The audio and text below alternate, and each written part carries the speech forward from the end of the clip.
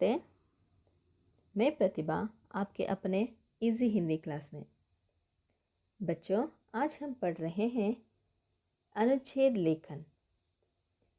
अनुच्छेद लेखन जो हमें हमारी परीक्षाओं में दी जाती है, इनके बारे में हम विस्तार से जानने की प्रयास करेंगे। अनुच्छेद लेखन के विषय में पढ़ने से पहले अनुच्छेद के बारे में जानना ज़रूरी है। अनुच्छेद क्या होता है, अनुच्छेद लिखते समय किन किन बातों का ध्यान रखना चाहिए, इन विचारों पर आज के कक्षा में हम पढ़ेंगे। अनुच्छेद अपने आप में स्वतंत्र और पूर्ण है। इसे लघु निबंध भी कहा जाता है। अनुच्छेद का अध्ययन करने से पूर्व हमें इसका अर्थ जानना आवश्यक है। चलिए इसका अर्थ जानते हैं। परस्पर संबद्ध यानी कि जुड़े हुए कुछ वाक्यों का समूह जिस प्रकार किसी एक भाव या विचार को संक्षेप में 10 या 15 वाक्यों में प्रकट करना ही अनुच्छेद लेखन कहलाता है।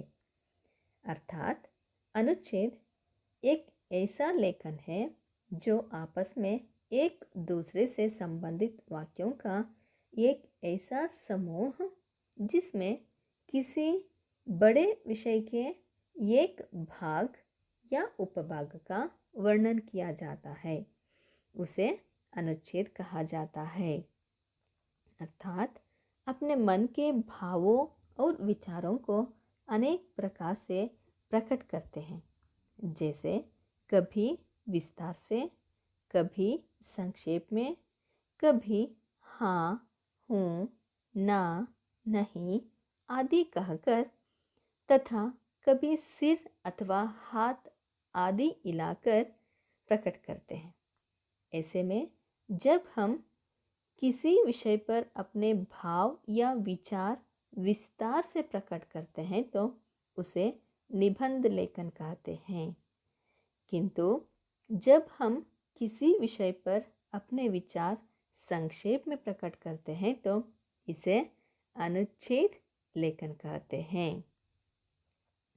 वस्तुतः अनुच्छेद निबंध से छोटा होता है। निबंध का छोटा रूप ही अनुच्छेद है।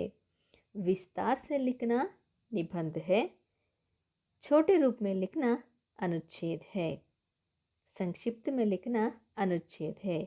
अनुच्छेद को लिखते समय कुछ मुख्य विचारों को हमें ध्यान में रखना है। अनुच्छेद का शीर्षक पढ़कर उसे उसकी महत्वपूर्ण बातों के बारे में सोचना चाहिए। महत्वपूर्ण बिंदुओं को लिखना चाहिए। अनुच्छेद अधिक से अधिक 100 शब्दों का होना चाहिए। अर्थात शब्द सीमा का ध्यान रखना चाहिए। वाक्य छोटे छोटे और एक दूसरे से जुड़े होने चाहिए। भाषा सरल किंतु प्रभावशाली होना चाहिए। उसमें अनावश्यक विचार नहीं होना चाहिए। अनुच्छेद में भूमिका तथा उपसंहार की आवश्यकता नहीं होती।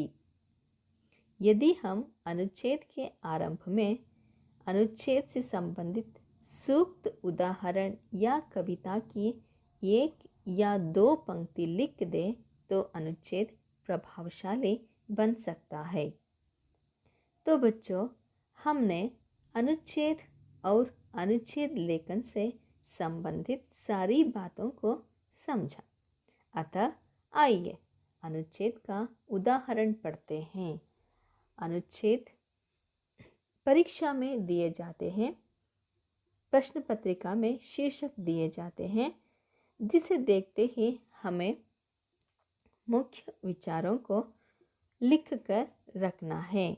जैसे मिठी तेरे रूप अनेक, यह एक शीर्षक है जो प्रश्न पत्रिका में दिया गया है।